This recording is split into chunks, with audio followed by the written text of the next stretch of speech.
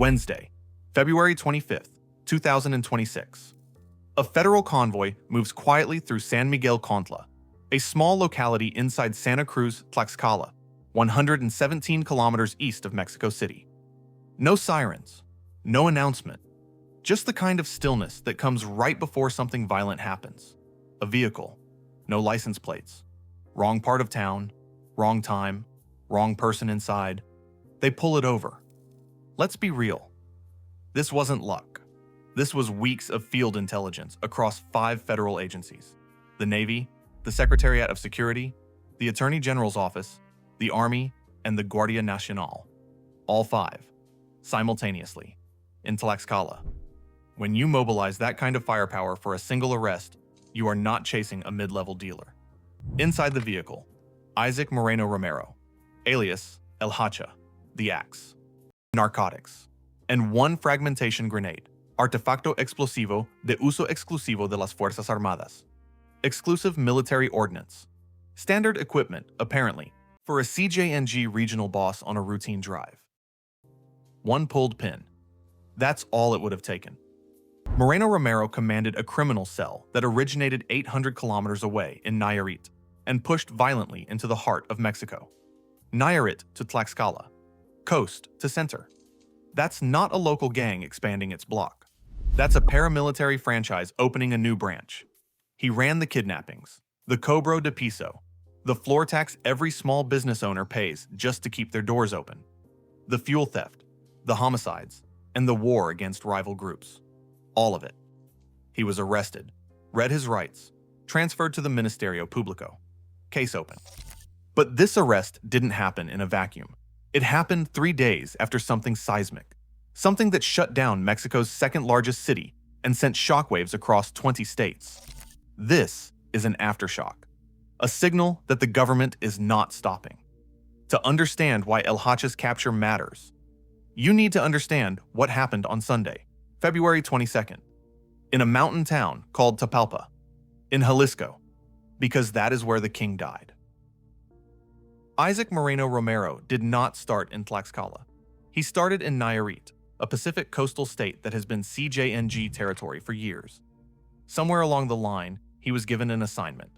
Take the cell east, 800 kilometers east, into the geographic center of the country, into Tlaxcala, a state that most people outside Mexico couldn't place on a map. Which is exactly the point. Cartels don't expand into headlines. They expand into blind spots.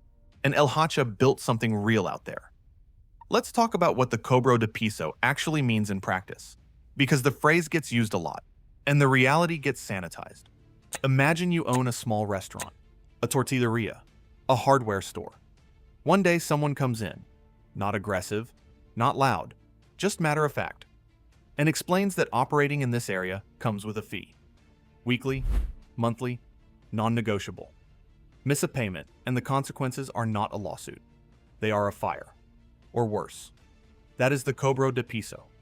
That is what El Hacha was running across municipalities in Tlaxcala. An invisible tax on survival, enforced by the credible threat of violence. Then, there is the huachicoleo, fuel theft. So people hear that and picture someone siphoning a gas tank. The reality is industrial-scale pipeline tapping, drilling directly into Pemex infrastructure, extracting hundreds of thousands of liters, and feeding a black market in stolen gasoline that generates hundreds of millions of pesos annually for criminal organizations. The CJNG has been a major player in this for years. El Hacha ran that operation locally. And when rival groups tried to move into his territory, he handled that too. Federal authorities link him directly to a pattern of targeted homicides and violent confrontations.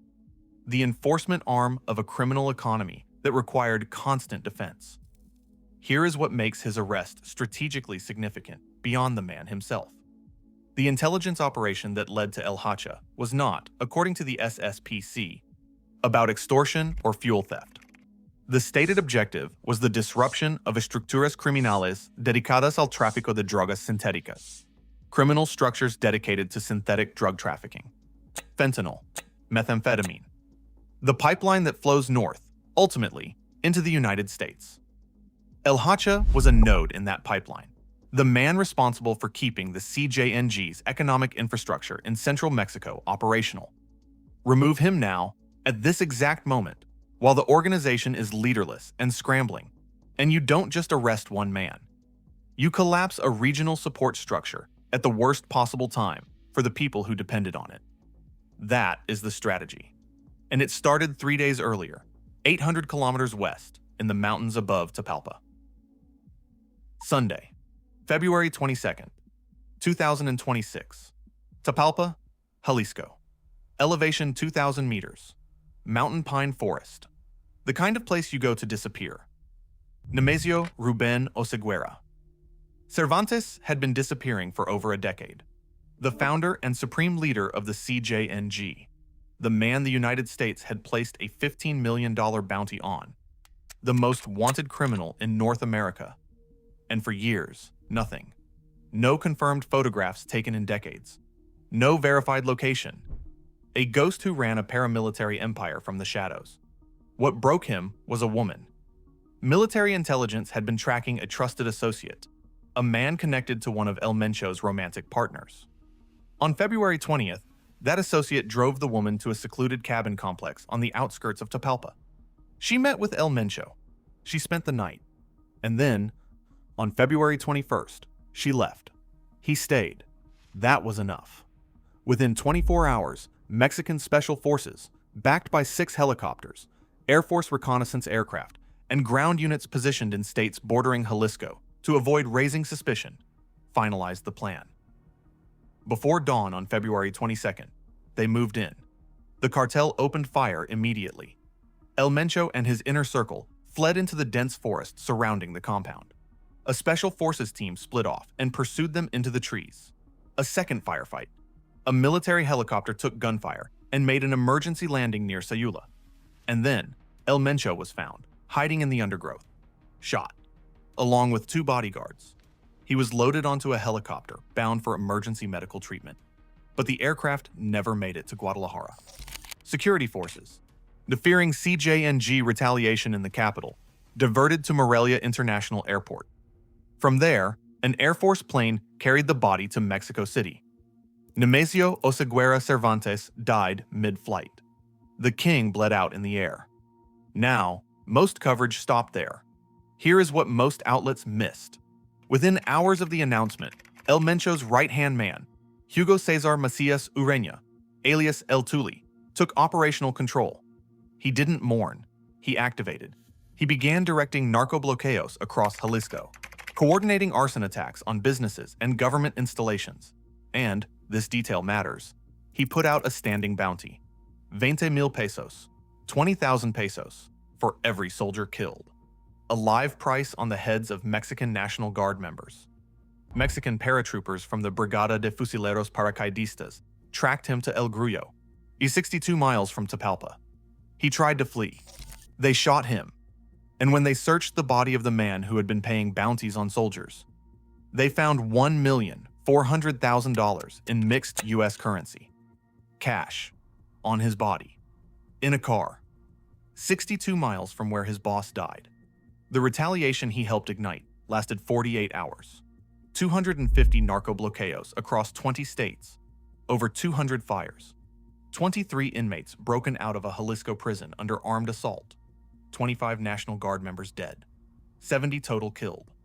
American Airlines, United, Aeromexico, flights suspended. Guadalajara, Mexico's second largest city, shut down completely. And then it stopped. Because El Tuli was gone. And without the man running the command chain, the retaliation burned itself out. That is not a coincidence. That is what a decapitation strategy looks like when it actually works. Here is the most dangerous detail of this entire story, and I want you to sit with it for a second. The CJNG was not built like a democracy. It was built like a dictatorship. One man, absolute authority, vertical command from the top down. El Mencho didn't just lead the cartel. He was the cartel's internal arbiter. The man who resolved disputes between regional bosses. The guarantor of alliances. The final word on when violence was authorized and when it wasn't. Security analyst David Saucedo told CNN directly. The succession line, quote, has been broken. And here is why. This didn't happen overnight. The United States and Mexico spent years methodically dismantling El Mencho's entire family tier before ever going for the man himself. His son, Ruben Oseguera Gonzalez, El Menchito, extradited to the United States, convicted by a federal jury in Washington, sentenced to life. His wife, Rosalinda Gonzalez Valencia, arrested in Mexico on money laundering charges in 2021. Two brothers, jailed in Mexico. One by one, every obvious successor removed from the board. They didn't just kill the king, they had already taken the entire royal family off the table. So who is left? 4 names are circulating in intelligence and security circles right now. El Jardinero, territorial commander across Nayarit and Zacatecas. El Doble R, Guadalajara operations chief. El Tío Laco, the man who runs the CJNG's fuel theft empire out of Michoacán. And the leading candidate, El Chero Tres, Juan Carlos Valencia Gonzalez, El Mencho's stepson, head of Grupo Elite, the cartel's most feared paramilitary unit, born in California, holding dual United States and Mexican citizenship. Let that land. An unverified cartel source claimed this week that El Chero Tres has already been named the new leader. We cannot confirm that. But if it's true, a United States citizen would be running the most militarized criminal organization in the Western Hemisphere. The geopolitical implications for Trump's fentanyl war alone are staggering. There is one more thread still unresolved. Some Mexican outlets are reporting that El Sapo, Gonzalo Mendoza Gaitan, the CJNG's top logistics coordinator for synthetic drug precursor chemicals, may have been killed during the Tapalpa operation itself. No official confirmation yet. We are watching that closely. Now, zoom out. Guadalajara is a 2026 FIFA World Cup host city. Estadio Akron hosts 4 group stage matches this June. But before that, a World Cup playoff tournament is scheduled at that same stadium on March 26th through 28th, 4 weeks from now. The violence this week erupted close to that stadium. 4 Liga MX matches already postponed. FIFA President Gianni Infantino said he was, quote, very reassured, while 70 people were dead and the city was burning. FIFA's own contracts give them the legal right to cancel or relocate matches for security reasons. The Mexican government is promising every guarantee. The cartel is in the middle of a succession war. The World Cup clock is ticking. And El Hacha's arrest this Wednesday tells you the government is not done. We are tracking every move. Subscribe, hit notifications, because this story is not over. It is just getting started.